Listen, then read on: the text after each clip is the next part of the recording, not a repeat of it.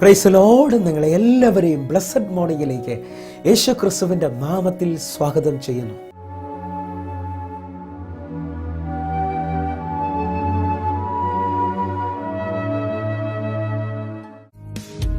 പരിശുദ്ധാത്മാവേ എന്നിൽ നിറയണമേ, നിന്നഭിഷേകം പകരണമേ, തിരുഹിതം എന്നെ നിറവേറുവാൻ ആത്മാവിൻ ശക്തി എന്നെ ചൊരിയണമേ, തിരുഹിതം എന്നെ നിറവേറുവാൻ ആത്മാവിൻ ശക്തി എന്നെ ചൊരിയണമേ. മുട്ടോളം പോരാ ശക്തി, അരയോളം പോരാ ശക്തി, മുട്ടോളം പോരാ ശക്തി, അരയോളം പോരാ ശക്തി, നിന്നിട്ടല്ലാതെ കടപ്പൻ വയ്യാത്ത അത്യന്ത ശക്തി എന്നിൽ ഒഴുകിടട്ടെ.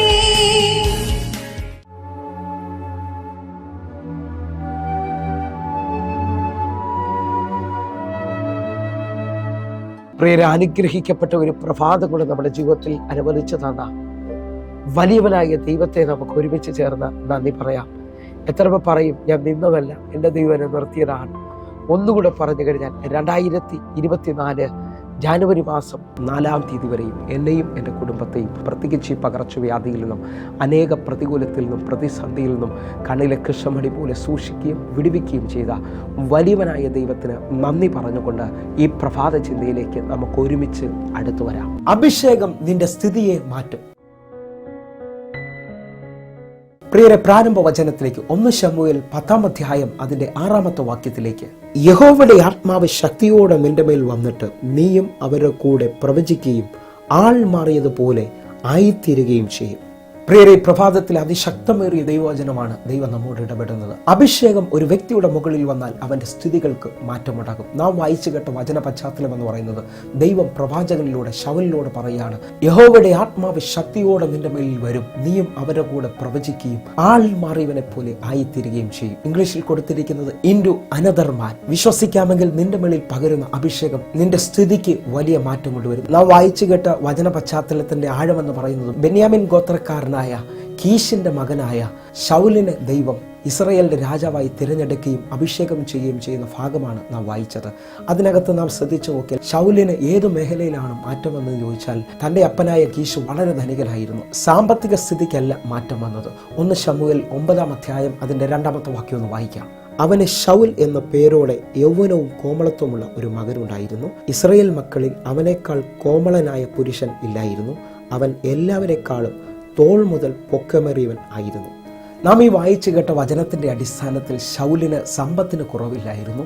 2, അവന് സൗന്ദര്യത്തിന് കുറവില്ല. എന്ന് പറഞ്ഞാൽ അവനെപ്പോലെ പൊക്കവും നീളവും സൗന്ദര്യമുള്ള ഒരാൾ ഇസ്രായേൽ മക്കളുടെ നടുവിൽ ഇല്ലായിരുന്നു. എന്നാൽ നാം കുറിവാക്യമായി വായിച്ച വചനത്തിന്റെ അടിസ്ഥാനത്തിൽ പരിശുദ്ധാത്മാവ് ശക്തിയോടെ അവന്റെ മേളിൽ വന്നപ്പോൾ അവൻ ആൾ മാറിയവനെ പോലെ ആയിത്തീർന്നു. എവിടെയാണ് ശൗലിന് മാറ്റം വന്നതെന്ന് ചോദിച്ചാൽ അവന്റെ ഉള്ളിൽ വലിയ മാറ്റം ഉണ്ടായിത്തീർന്നു. ഈ പ്രഭാതത്തിൽ എന്നെ കേൾക്കുന്നവർ ഒരുപക്ഷെ നിങ്ങൾക്ക് പുറമെ ഒരു കാര്യത്തിനും കുറവില്ലായിരിക്കാം. എന്നാൽ ദൈവത്തിന്റെ പദ്ധതി എന്നിലും നിന്നിലും വെളിപ്പെടണമെങ്കിൽ ദൈവം ആഗ്രഹിക്കുകയാണ് നിന്റെ അകത്ത മനുഷ്യനിൽ വലിയൊരു വ്യത്യാസം ഉണ്ടാകണം. ശൗലിന്റെ മേളിൽ അഭിഷേകം വന്നപ്പോൾ അവന്റെ അകത്ത മനുഷ്യന് വലിയ വ്യത്യാസം വന്നതായി നമുക്ക് കാണാൻ കഴിയുന്നു. എന്നാൽ ദാവീദിനെ ദൈവം അഭിഷേകം ചെയ്യുമ്പോൾ ദാവീദിന്റെ പുറമെയുള്ള സ്ഥിതിക്ക് തന്നെ മാറ്റം വരികയാണ്. 1 ശമൂവേൽ 16-ാം അധ്യായം അതിന്റെ 13-ാമത്തെ വാക്യത്തിലേക്ക്, അങ്ങനെ ശമൂവേൽ തൈലക്കൊമ്പെടുത്ത് അവന്റെ സഹോദരന്മാരുടെ നടുവിൽ വെച്ച് അവനെ അഭിഷേകം ചെയ്തു.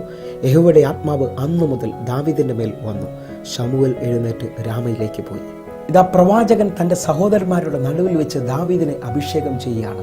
ദാവീദിനെ തൻ്റെ അപ്പനും സഹോദരന്മാരും ഒരുമിച്ച് തെള്ളിക്കളഞ്ഞതാണ്. തൻ്റെ അഭിഷേകം ചെയ്യുന്നതിന് മുമ്പെയുള്ള അവസ്ഥ എന്ന് പറയുന്നത് അപ്പൻ്റെ ആടുകളുമായി കാട്ടിലായിരുന്നു. ഒരിക്കലും ഉയരത്തിൽ നിന്നും സ്ഥിതിക്ക് മാറ്റം വരത്തില്ലെന്നും അപ്പനും സഹോദരന്മാരും ഒരുപക്ഷെ ദാവീദിനെ കുറിച്ച് ചിന്തിച്ചിട്ടുണ്ടായിരിക്കും. എന്നാൽ രഹസ്യത്തിൽ വിശ്വസ്തയോടെ ദൈവത്തെ ആരാധിക്കുന്നവരെ ഇതാ പരസ്യത്തിൽ തള്ളപ്പെട്ട സ്ഥലത്ത് ദൈവം അഭിഷേകം ചെയ്യുകയാണ്.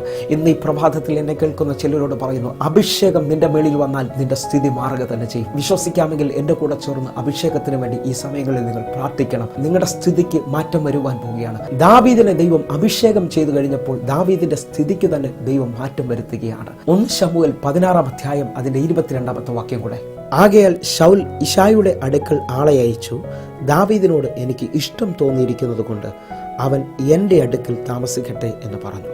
നാം വായിച്ചു കേട്ട വചനത്തിൻ്റെ അടിസ്ഥാനത്തിൽ അഭിഷേകം ചെയ്യപ്പെട്ട ദാവീദ് പിന്നെ ഒരിക്കലും തൻ്റെ പഴയ അനുഭവമായ കാട്ടിൻ്റെ അനുഭവത്തിലേക്ക് പോകേണ്ടി വന്നിട്ടില്ല. അതുവരെയും തന്നെ അറിഞ്ഞിട്ടില്ലാത്ത ശൗൽ രാജിത അപ്പൻ്റെ അടുക്കലേക്ക് ആളെ അയച്ചിട്ട് പറയാണ്, ഇന്നു മുതൽ ദാവീദ് താമസിക്കേണ്ടത് എൻ്റെ കൊട്ടാരത്തിലാണ്. എൻ്റെ കൂടെ എത്ര പേർ വിശ്വസിക്കുന്നു അഭിഷേകത്തിന് നമ്മുടെ സ്ഥിതികളെ മാറ്റുവാൻ കഴിയും? കണ്ണുകൾ അടയ്ക്കാം, പ്രാർത്ഥിക്കാം.